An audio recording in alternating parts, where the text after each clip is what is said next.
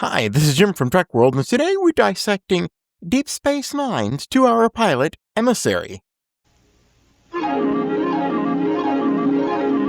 The following program is brought to you in living color by Trek World.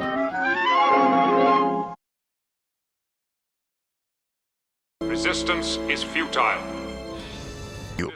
What's cool is how the pilot framed. Another thing to catch here is that 𝐦𝐵𝐝𝐻𝐿𝐴 cameos as a Vulcan captain of the USS Saratoga. He will later redefine himself as Martok.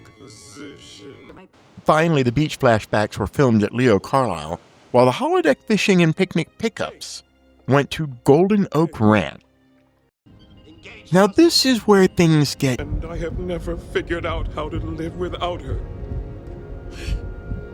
The prophets take forms from Sisko's memory. The pilot becomes a bottle episode inside a soul.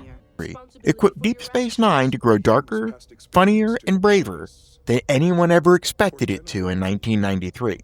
The pilot's seams are visible, but so is its heart.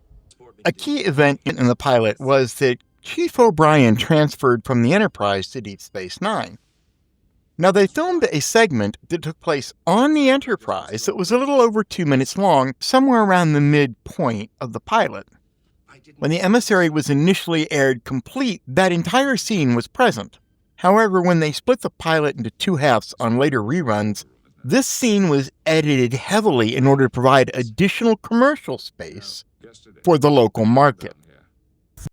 Thanks for exploring the wormhole with me today. I'm Jim, and this is Trek World.